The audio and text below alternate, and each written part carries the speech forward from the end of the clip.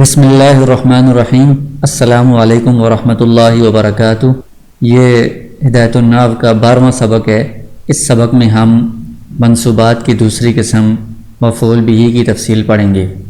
تو پہلے آپ اس سبق کی عبارت دیکھ لیں۔ القسم الثانی المفعول بہ وهو اسم ما وقع علیہ فعل الفاعل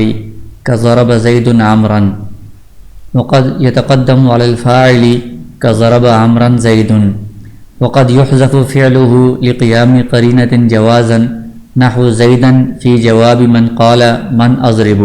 ووجوبا في 4 مواضع: الأول سماعي نحو امرأ ونفسه وانتهوا خيرا لكم وأهلا وسهلا، والبواقي قياسية. الثاني التحذير وهو معمول بتقدير اتقي تحذيرا مما بعده نحو إياك والأسد، اصله اتقي نفسك والأسد، او ذكر المحذر منه مكررا نحو الطريقة. الثالث ما أضمر عامله على شريطة التفسير وهو كل اسم بعده فعل أو شبهه يشتغل ذلك الفعل أو شبهه عن ذلك الاسم بضميره أو متعلقه، بحيث لو سلط عليه هو أو مناسبه لنصبه، نحو زيدا ضربته، فإن زيدا منصوب بفعل محذوف مضمر وهو ضربت يفسره الفعل المذكور بعده وهو ضربته، ولهذا الباب فروع كثيرة. الرابع المنادى وهو اسم مدعو بحرف النداء لفظا نحو يا عبد الله، أي أدعو عبد الله، وحرف النداء قائم مقام أدعو وأطلب، وحروف النداء 5: یا و ایا و حیا و ای والحمزة المفتوحة. وقد يحذف حرف النداء لفظا نحو قوله تعالى يوسف اعرض عن هذا. واعلم ان المنادى على اقسام، فان كان مفردا معرفة يبنى على علامة الرفع كالضمة ونحوها، نحو يا زيد ويا رجل ويا زيدان ويا زيدون، ويخفض بلام الاستغاثة نحو يا لزيد، ويفتح بإلحاق ألفها نحو يا زيداه، وينصب إن كان مضافا نحو يا عبد الله، أو مشابها للمضاف نحو يا طالعا جبلا، أو نكرة غير معينة نحو قول الأعمى يا رجلا خذ بيدي. وإن كان معرفا باللام قيل يا أيها الرجل ويا أيتها المرأة. ويجوز ترخيم المنادى وهو حذف في آخره للتخفيف، كما تقول في مالك يا مال، وفي منصور يا منصور، وفي عثمان يا عثمان. ويجوز في آخر المنادى المرخم الضمة والحركة الأصلية، كما تقول في حارث يا حارو ويا حاري. واعلم أن يا من حروف النداء وقد تستعمل في المندوب أيضا، وهو المتفجأ عليه بيا أو وا، كما يقال يا زيداه ووا زيداه، فوا مختصة بالمندوب ويا مشتركة بين النداء والمندوب. وحكمه في الإعراب والبناء مثل حكم المنادى. یہاں سے منصوبات کی دوسری قسم مفعول بہ کا بیان کر رہے ہیں۔ تو سب سے پہلے اس کی تعریف بیان کی ہے۔ مفعول بہ وہ اسم ہے ما وقع علیہ فعل الفاعل، جس پر فاعل کا فعل واقع ہو، یعنی جو فاعل ہے، کام کرنے والا ہے، اس نے جو فعل کیا ہے، جو کام کیا ہے، وہ جس پر واقع ہوگا، جس پر وہ کام ہوا ہے، اس کو مفعول بہ کہا جاتا ہے۔ جیسے ضرب زید عمرا، زید نے مارا عمر کو، تو زید فاعل ہے، اس نے مارنے کا کام کیا ہے، اور مارنا یہ ضرب فعل ہے، اور کس کو مارا ہے؟ عمر کو مارا ہے، اس پر یہ فعل واقع ہوا ہے، تو عمرن یہاں پر یہ مفعول بہ ہے، اور یہ مفعول بہ منصوب ہوتا ہے، تو فعل نے اس عمرن کو مفعول بہ کو نصب دیا ہے۔ وقد يتقدم على الفاعل، کبھی کبھی ایسا ہوتا ہے کہ جو مفعول بہ ہے وہ فاعل سے مقدم بھی ہوتا ہے، اس سے پہلے بھی آ سکتا ہے۔ عموماً تو فاعل پہلے ہوتا ہے، مفعول بہ بعد میں ہوتا ہے، لیکن کبھی کبھی مفعول بہ فاعل سے پہلے بھی آ سکتا ہے۔ جیسے ضرب عمرا زید، عمرا مفعول بہ ہے، زید فاعل ہے، یہ فاعل سے مقدم ہو گیا ہے، کیونکہ جو عامل ہے فعل ہے، تو فعل جو ہوتا ہے وہ قوی عامل ہوتا ہے، تو اس کے معمول میں تقدیم و تاخیر اگر ہو جائے تو فعل پھر بھی عمل کرتا ہے، اس میں کوئی فرق نہیں پڑتا۔ اس لیے جو اس کے معمول ہیں فاعل اور مفعول، ان میں سے کسی کو دوسرے پر مقدم کیا جا سکتا ہے۔ وقد یحذف فعلہ، اور کبھی کبھی ایسا ہوتا ہے کہ مفعول بہ کا جو فعل ہوتا ہے، جو اس میں عمل کرنے والا ہے، جو اس کا عامل ناصب ہے، اس فعل کو حذف کر دیا جاتا ہے لقیام قرینۃ،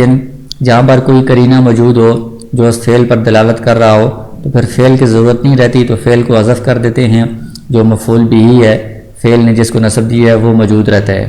پھر یہ جو فعل کو حذف کیا جاتا ہے، کبھی تو یہ حذف کرنا جوازن ہوتا ہے، یعنی یہ حذف کرنا جائز ہے،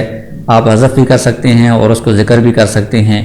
اس کی مثال یہ ہے، جیسے کسی شخص نے کہا من اضربو، سوال کیا کسی نے کہ میں کس کو ماروں، تو اس کے جواب میں کوئی بندہ کہتا ہے زیدن، صرف زیدن کہتا ہے، تو یہ اصل میں اس طرح ہے اضرب زیدن، کہ تو مار زید کو،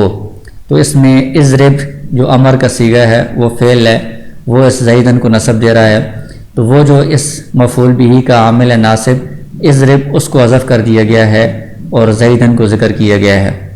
اور یہاں پر قرینہ موجود ہے، وہ سائل کا سوال ہے، کہ سوال کرنے والے نے من اضربو، کہ میں کس کو ماروں، اس نے مارنے کا ضرب کا سوال کیا ہے، تو اس میں ضرب کے فعل کا ذکر ہے، تو ظاہر ہے کہ جواب بھی اس کے مطابق ہی ہوگا، تو جواب میں بھی ضرب کا فعل ہی ہوگا، تو اس لیے اس فعل پر قرینہ موجود ہے سوال، تو جواب میں اس فعل کو ذکر کرنا ضروری نہیں ہے، صرف زیدن بھی کہیں گے تو مخاطب سمجھ جائے گا کہ اضرب زیدن، کہ زید کو مارو، یہ مقصود ہے یہاں پر،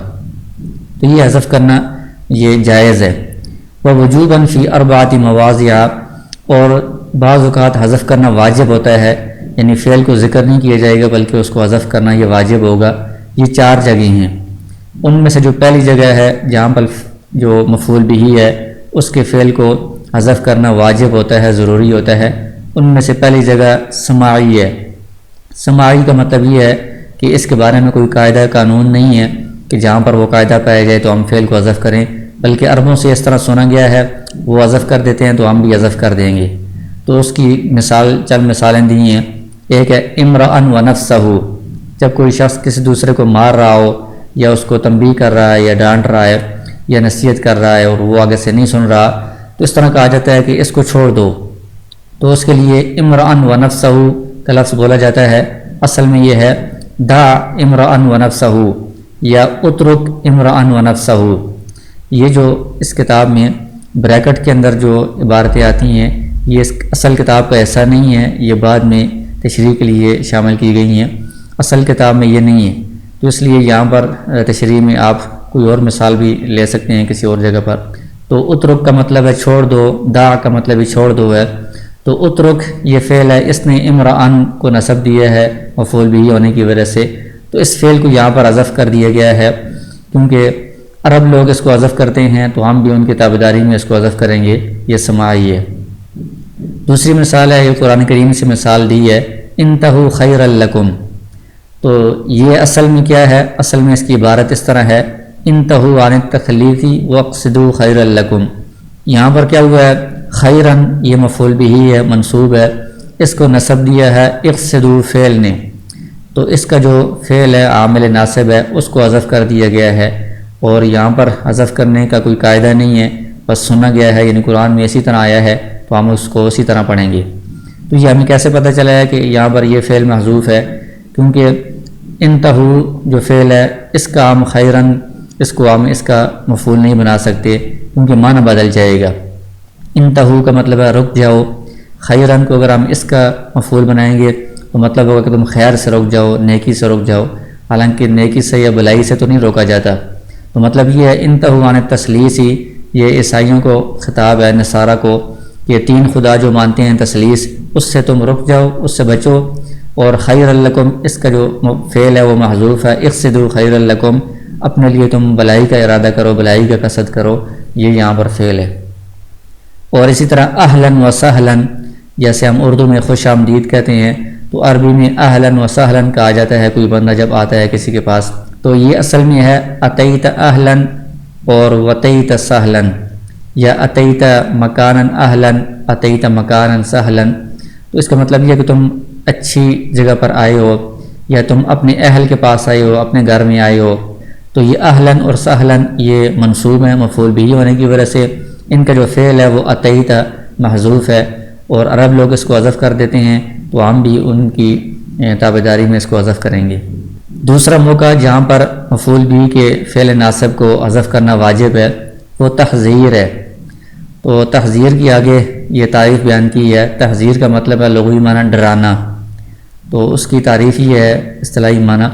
وَهُوَ مَعْمُولٌ بِتَقْدِيرِ اتَّقِ تَحْذِيرًا مِّمَّا بَعْدَهُ، کہ وہ جو مفعول ہوتا ہے مفعول بھی وہ معمول ہوتا ہے اس سے پہلے اتقی فعل مقدر ہوتا ہے یا محذوف ہوتا ہے۔ یعنی تحذیر کا مطلب یہ ہے کہ وہ مفعول بھی جو معمول ہو اتقی فعل کا، اور اتقی فعل اس سے پہلے مقدر ہو محذوف ہو اور وہ اس مفعول کے اندر عمل کر رہا ہو۔ اور مقصود کیا ہے؟ تحذیرا مما بعدہ، جو فعل کے بعد جو چیز ذکر کی جا رہی ہے اس سے ڈرانے کے لیے، اس سے ڈرانا مقصود ہے۔ جیسے ایاک والاسد، تو یہ اصل میں ہے اتقی نفسک والاسد، تو اصل میں تو تھا یہ اتقی کا۔ اتقی کا مطلب ہے تم بچاؤ کا، اپنے آپ کو بچاؤ، اسد شیر سے، یعنی تم اپنے آپ کو شیر سے بچاؤ۔ اتقی یہ فعل ہے، اس کے اندر جو ضمیر فاعل ہے تو اس کا مخاطب بھی تم بچاؤ، اور یہ جو کاف ضمیر ہے مفعول کی اپنے آپ کو بچاؤ، ان دونوں کا مخاطب ایک ہی ہے۔ تو فعل کے ساتھ جب ضمیر متصل ہو، فاعل کی بھی اور مفعول کی ضمیر بھی متصل ہو، تو ان دونوں کو متصل اس طرح اکٹھا لانا یہ افعال قلوب میں تو درست ہوتا ہے، اس کے علاوہ جائز نہیں ہوتا۔ تو اس کے لیے یہ کرتے ہیں کہ جو مفعول کی ضمیر متصل ہے اس سے پہلے نفس کا جو لفظ ہے یہ لے کر آتے ہیں، جب فاعل اور مفعول دونوں کا جو مصداق ہے وہ ایک ہی ہو۔ یہاں پر تم بچاؤ تو اس سے بھی مقصود تم یا مخاطب ہی ہے، کا اپنے آپ کو بچاؤ اس سے بھی مقصود وہی ہے، دونوں کا مقصود مصداق ایک ہی ہے، تو درمیان میں نفس کا لفظ لے کر آتے ہیں۔ تو اتقی نفس کا یہ اصل میں تھا اتقی کا، اپنے آپ کو بچاؤ، تو اتقی نفس کا اپنے نفس کو بچاؤ شیر سے۔ تو یہاں پر یہ کاف ضمیر یہ اس کا مفعول ہے، یا نفس کا یہ اس کا مفعول ہے، تو اس کا جو عامل ہے ناصب اتقی فعل وہ یہاں پر حذف کر دیا گیا ہے، وہ اس کو نصب دے رہا ہے۔ اور یہاں پر تحذیر میں فعل کو جو حذف کیا جاتا ہے اس کی وجہ قلت وقت ہے، فرصت کی کمی ہوتی ہے، کہ جب کوئی بندہ دیکھ رہا ہے کہ دوسرے بندہ کسی مصیبت میں گرنے والا ہے، مبتلا ہونے والا ہے، تو اگر وہ فعل کو بھی ذکر کرے گا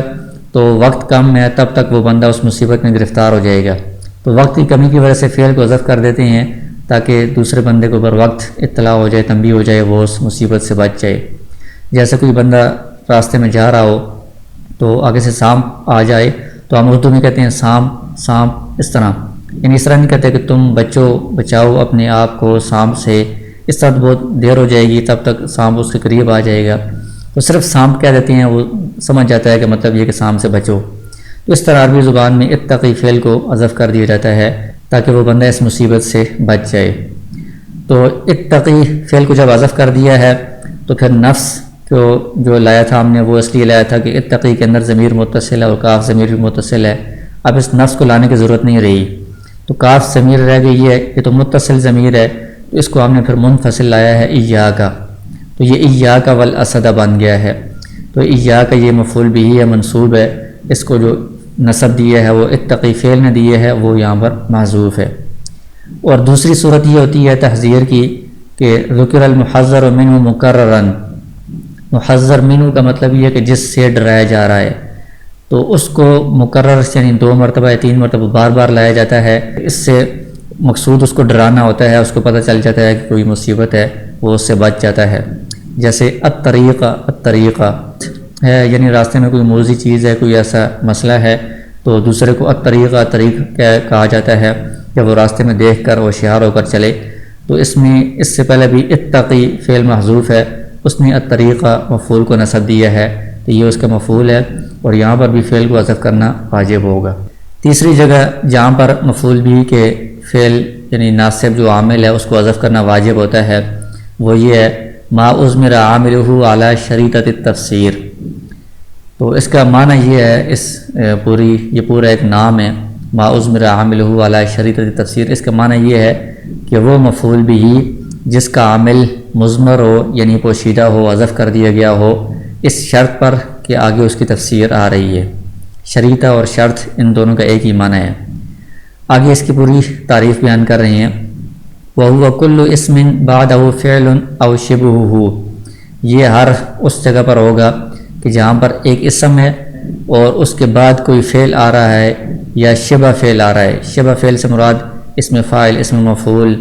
اور مصدر وغیرہ ہیں، یہ بھی فعل کی طرح کا عمل کرتے ہیں۔ تو کوئی اسم ہے، اس کے بعد فعل ہے یا شبہ فعل ہے۔ یشتغل ذلک الفعل او شبہہ عن ذلک الاسم، یشتغل کے بعد اگر عن آ جائے تو اس کا مطلب ہوتا ہے اس سے اعراض کرنا۔ تو یہ جو فعل ہے یا شبہ فعل ہے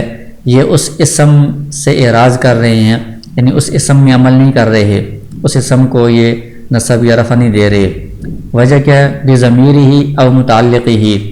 کہ یہ جو فعل ہیں یا شبہ فعل ہیں یہ اس اسم کی ضمیر میں عمل کر رہے ہیں یا اس کے متعلق میں عمل کر رہے ہیں۔ تو اس کی ضمیر میں جب یہ عمل کر رہے ہیں تو اب یہ اس اسم میں عمل نہیں کر سکتے، یا اس کے متعلق میں جب یہ عمل کر رہے ہیں تو اب یہ اس اسم میں عمل نہیں کر سکتے۔ تو ساری بات کا مطلب یہ ہوگا کہ کوئی اسم ہے، اس کے بعد فعل یا شبہ فعل ہیں، اور یہ فعل یا شبہ فعل اپنے سے پہلے والے اسم میں عمل نہیں کر رہے، کیونکہ یہ اس اسم کی طرف جو لوٹنے والی ضمیر ہے یا اس اسم کا جو متعلق ہے بعد میں، اس میں یہ عمل کر رہے ہیں، لہذا یہ اس اسم میں عمل کرنے سے اعراض کریں گے۔ اور ساتھ ایک اور شرط بھی ہے، قید بھی ہے، بحیث لو سلط علیہ ہوا او مناسبہ، کہ اگر اس فعل کو یا شبہ فعل کو یا اس کے مناسب کسی اور فعل کو ہم اس اسم پر مسلط کر دیں، یعنی اس اسم کے پہلے لے کر آ جائیں، لنصبہ، تو یہ فعل یا شبہ فعل یہ اس اسم کو نصب دیں گے اس حیثیت سے۔ تو یہاں پر یہ جو اسم ہوگا اس کا جو فعل ہے جو اس کو نصب دینے والا ہے وہ مضمر ہوگا، محذوف ہوگا، اس کو حذف کرنا واجب ہوگا، کیونکہ بعد والا جو فعل ہے شبہ فعل ہے وہ اس کی تفسیر بیان کر رہا ہے۔ جیسے مثال سے آپ کو سمجھ آئے گی، زیدن ضربتہ، یہاں پر زیدن یہ ایک اسم ہے، اس کے بعد ضربتہ فعل آ رہا ہے، اور وہ فعل زیدن کے اندر عمل کرنے سے اعراض کر رہا ہے، اس کے اندر عمل نہیں کر سکتا۔ وجہ کیا ہے کہ ضربتہ میں ہو ضمیر ہے، وہ زید کی طرف لوٹ رہی ہے، تو یہ ضربتہ فعل ہو ضمیر میں عمل کر رہا ہے،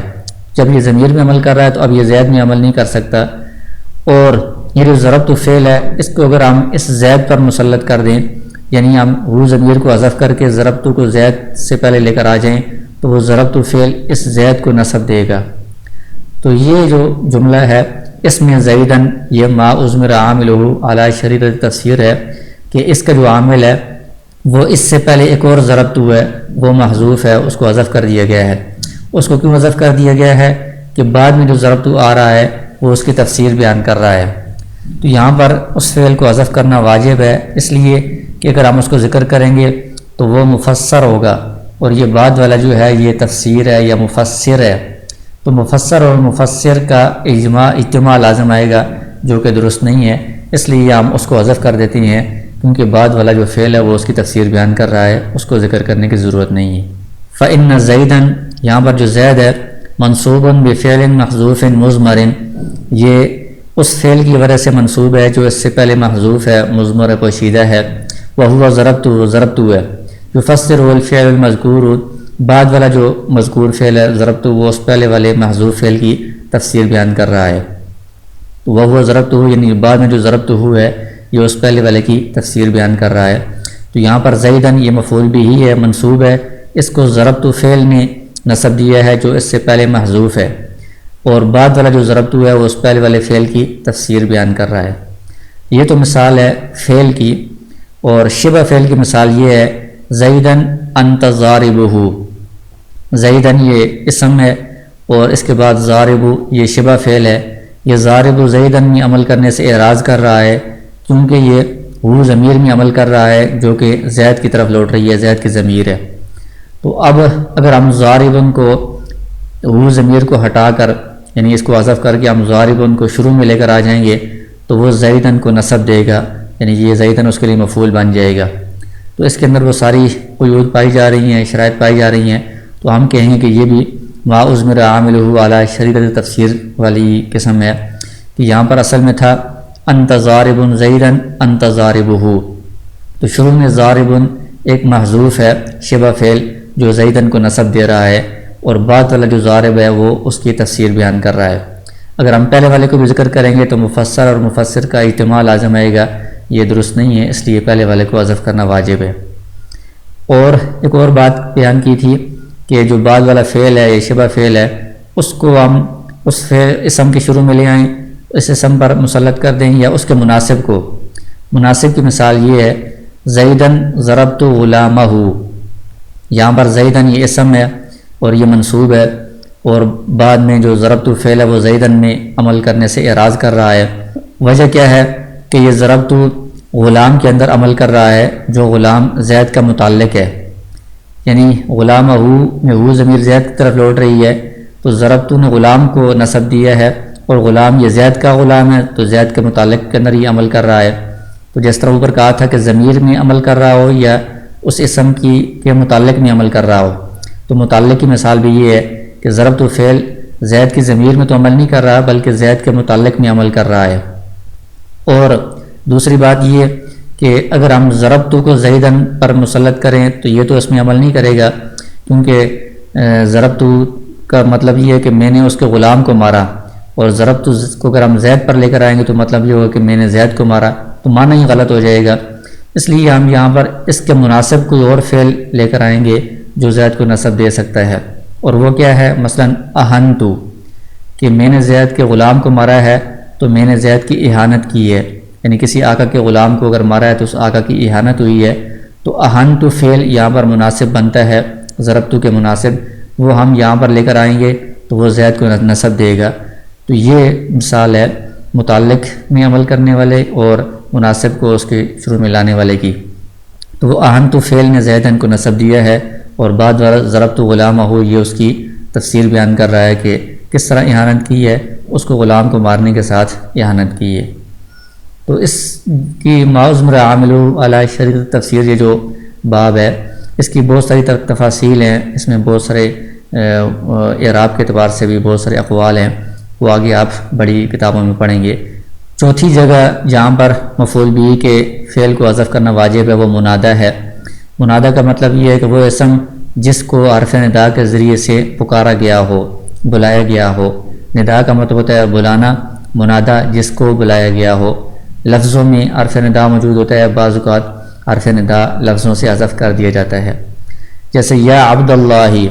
تو اس میں یا حرف ندا ہے، یہ لفظوں میں موجود ہے، اس کے ذریعے سے عبد اللہ اس کو بلایا جا رہا ہے، پکارا جا رہا ہے۔ تو اصل میں یہ اس طرح ہے ادعو عبد اللہ، ادعو فعل ہے، عبد اللہ یہ اس کا مفعول بھی ہے، تو مفعول بھی کو ادعو فعل نے نسب دیا ہے۔ یہاں پر ادعو فعل کو حذف کرنا واجب ہے، اور یا جو حرف ندا ہے اس کو فعل کے قائم مقام بنا دیا گیا ہے۔ وہ حرف النداء قائم مقام ادعو اطلب، ادعو میں بلاتا ہوں، اطلب میں طلب کرتا ہوں، تو یہ اصل میں ہوتے ہیں بلانے کے لیے فعل، لیکن یا جو حرف ندا ہے اس کو ان کے قائم مقام بنا دیا جاتا ہے اور فعل کو حذف کر دیا جاتا ہے۔ اور حروف ندا یہ 5 ہیں، یا ہے، ایا ہے، حیا ہے، ای ہے، حمزہ مفتوحہ ہے۔ اور کبھی تو حرف ندا لفظوں میں ہوتا ہے، وقد یحذف حرف النداء لفظا، کبھی کبھی لفظوں میں حرف ندا کو حذف کر دیا جاتا ہے، لفظوں میں موجود نہیں ہوتا، جیسے قرآن میں ہے یوسف اعرض عن ھذا، تو یہ اصل میں ہے یا یوسف، تو یہ ندا ہے، یا حرف ندا کو حذف کر دیا گیا ہے۔ وعلم ان المنادى علی اقسام، پھر منادہ کی اعراب کے اعتبار سے مختلف اقسام ہیں، ان کی تفصیل بیان کر رہی ہیں۔ فإن كان مفردا معرفتا، اگر منادہ مفرد ہو،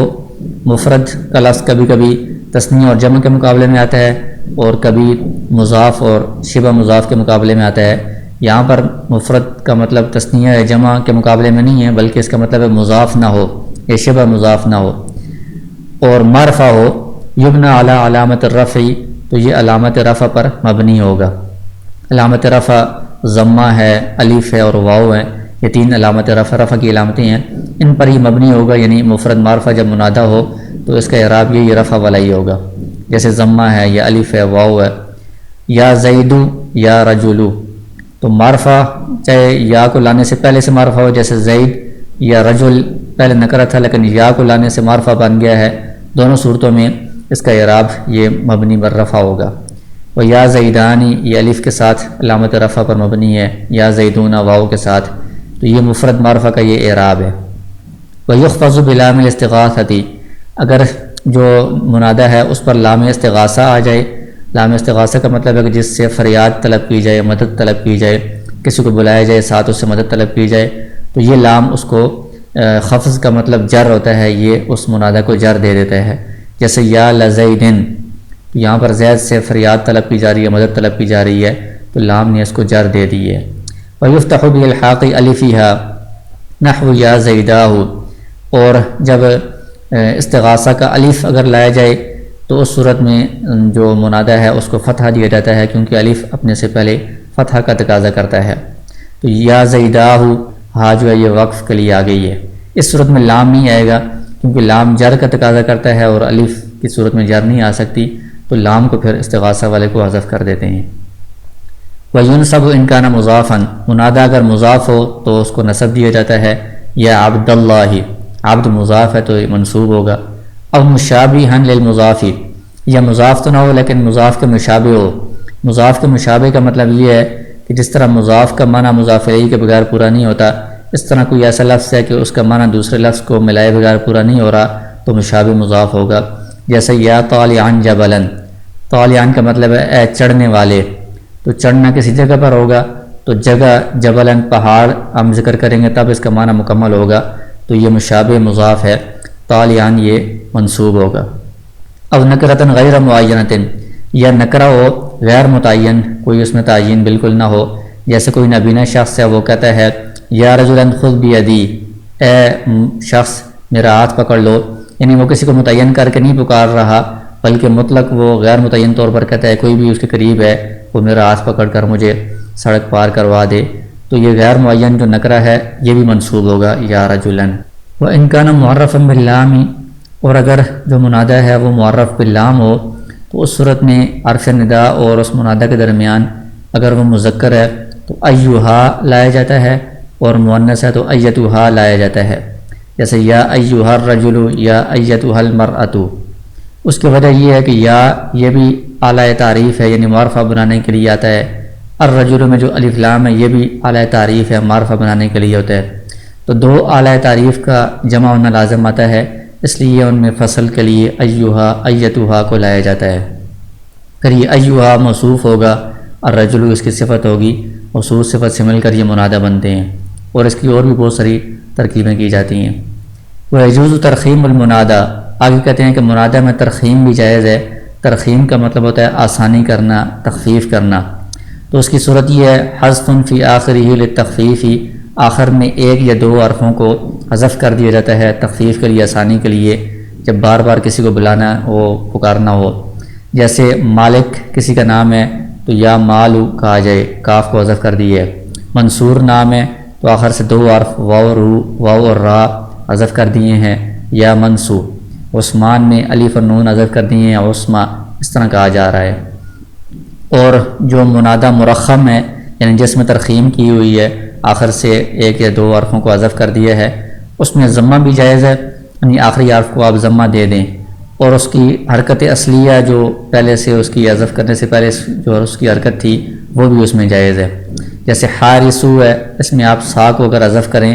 تو را پر آپ ضمہ بھی پڑھ سکتے ہیں، یا حارو، اور را کی جو پہلے والی حرکت ہے اصلی وہ حاریسو تھا، را پر کسرہ تھا تو یا حاری، اس طرح بھی آپ پڑھ سکتے ہیں۔ آگے ایک اور بات بیان کی ہے کہ یا جو ہے یہ حروف ندا میں سے ہے، یعنی کسی کو بلانے کے لیے، پکارنے کے لیے آتا ہے۔ وقد تستعمل فی المندوب ایضا، کبھی کبھی یہ مندوب میں بھی استعمال ہوتا ہے۔ مندوب کا مطلب یہ ہے وهو المتفجع علیہ، کہ جس پر افسوس کا اظہار کیا جائے، دردمندی کا اظہار کیا جائے، جیسے کوئی میت ہے اس پر افسوس کا جب اظہار کیا جاتا ہے تو اس کے لیے یا اور واہ کے لفظ استعمال ہوتے ہیں۔ جیسے اس طرح کہا جاتا ہے یا زیداہ وا زیداہ، مثلا زید اگر فوت ہو گیا ہے تو اس کے لیے اس طرح افسوس کا اظہار کیا جاتا ہے، اس کو دردمندی کا اظہار کیا جاتا ہے۔ تو وا جو ہوتا ہے یہ مختص ہے مندوب کے لیے، یہ صرف اسی کے لیے استعمال ہوتا ہے، افسوس کے لیے، یہ کسی کو بلانے کے لیے نہیں ہوتا۔ لیکن جو یا ہے یہ اصل میں تو حرف ندا ہے، کسی کو بلانے کے لیے ہوتا ہے، لیکن کبھی کبھی یہ مندوب کے لیے بھی استعمال ہوتا ہے، تو یہ ندا اور مندوب کے درمیان مشترک ہو گیا ہے۔ اور جو مندوب ہے اس کا اعراب کے اعتبار سے جو حکم ہے مبنی ہونے کے اعتبار سے، معرب ہونے کے اعتبار سے، وہ سارا منادہ کی طرح ہی ہے کہ یہ مفرد مرفع ہوگا، یہ مضاف ہوگا، نکرہ غیر معین ہوگا، ان سب صورتوں میں اس کا اعراب اسی طرح ہی ہوگا۔ تو یہ جو سبق ہے یہ بھی بہت اہم ہے، خاص طور پر یہ التحذیر اور ما اضمر عاملہ، یہ اکثر امتحان میں بھی یہ سوال پوچھا جاتا ہے، تو اس کو آپ اچھی طرح مثالوں کے ساتھ اس کو پریکٹس کریں اور زبانی یاد کریں۔